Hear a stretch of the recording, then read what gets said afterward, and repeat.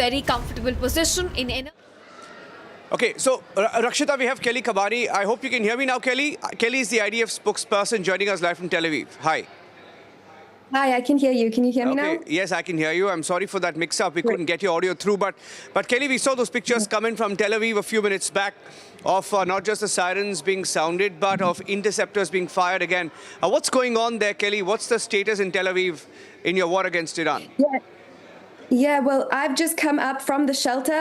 We're continuing to run to the shelters, every few hours in this country, whether it's rockets or missiles from Iran, from Lebanon. We're facing rocket fire from multiple borders, but we are thankfully safe because of our defense systems, our Iron Dome, which is working very hard. Unfortunately, this does mean that we do have injuries and casualties, but thankfully we have seen actually a decrease in rocket fire over the past few hours. It has become less often than it was a few days ago. Yes, we saw some pictures coming from Tel Aviv last evening. Was there bombardment last night? Did any of those missiles launched by Iran hit any targets in Tel Aviv or elsewhere in Israel? Last night there was indeed missile fire. We managed to intercept the rockets last night. There weren't any direct hits, but of course there are shrapnel that falls. So we do get reports of shrapnel falling now and again, but thankfully there were no injuries recorded last night. Okay. What is the status of your operation against Iran? How many vessels in Iran have been destroyed? There are claims made by the Americans. They're putting out pictures, videos of the IDF operations and including their own operations. How many naval vessels have been destroyed of Iran? Do we have a number?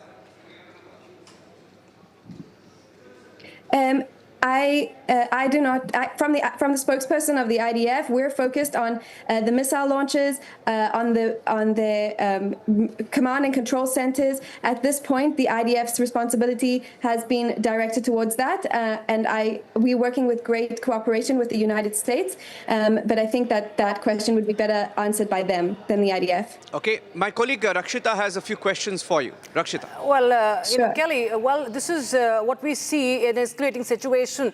From the Iranian side, what is the biggest challenge that you're witnessing? We just had visuals of, cluster bombs being rained upon Tel Aviv. Also, we've seen that there has been a lot of ballistic missiles and drones being overwhelmed. They are overwhelming the air defense systems. That has really, put all the Gulf countries, in a fix, as we see from Dubai to other countries. What is the biggest challenge you see from the Iranian side?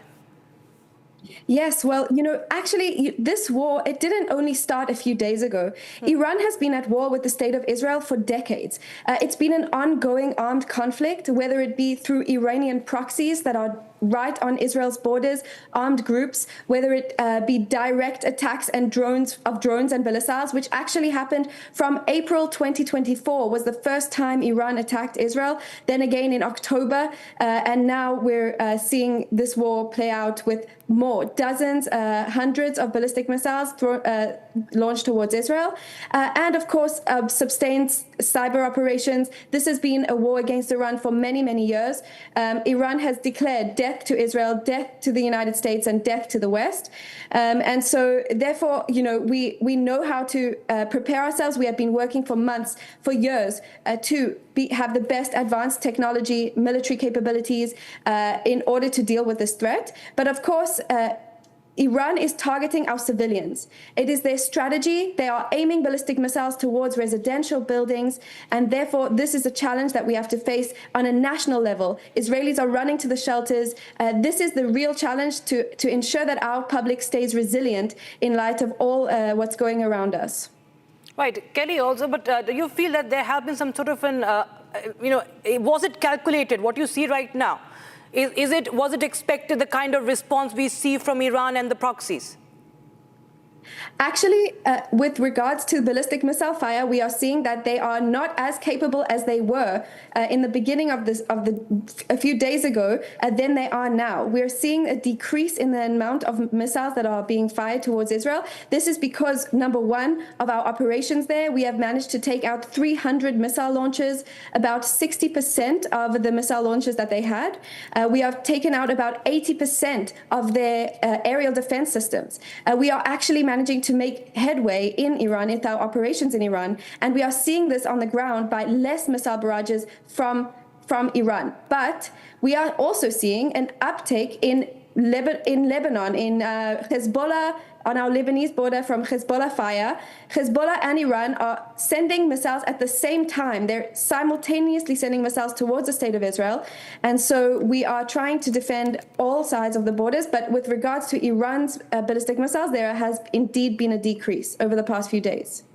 Right. How do you see the response that have been coming in from Europe? Because we see that Europe is divided in its responses, as we see coming in over the past few years. Now, France also says that it is joining in just for the sake of defense. It maintains that it's only a defensive move. But how do you? What are your expectations on that front? Well, I believe that Iran is a global threat. They've proved it now more than ever. Ballistic missiles have been flying across the Middle East towards civilian targets. This isn't, this is just what's happened this week has just proved what Israel has been saying for years, that Iran is a threat to the entire world, specifically to Israel and to regional partners in the Middle East. And I think that when a country calls death to the West, it's on the West to do what they can to limit the capabilities of Iran and their military capabilities, which they can then use to target innocent civilians. What do you see? What do you see next? What do you foresee, or what do you calculate as far as the next move from Iran could be? Because clearly we can see that they are not ready to de-escalate anytime soon.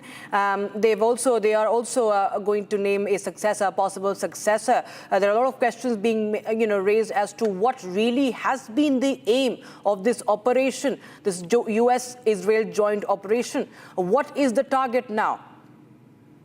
Well, one thing is very clear. Our main goal in this operation is to degrade the Iranian regime's military capabilities so that they do not pose an existential threat to the state of Israel or a threat to other countries in the region. And one thing that is also clear is that, as we continue to conduct operations there, we continue to remain precise and accurate and lawful. And whenever we see a new threat arising, we will strike it down as soon as possible. I remind you that the opening strike in Iran took out 40 Iranian leaders, including Ali Khamenei, within 40 seconds. It was under a minute in which we took out the top leaders of the Iranian regime.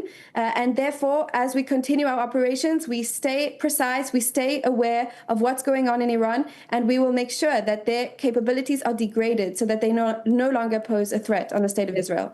There have been, Tehran has unleashed fury with, its missiles, because there are key oil refineries across the Gulf that have also been, demolished because of its attacks.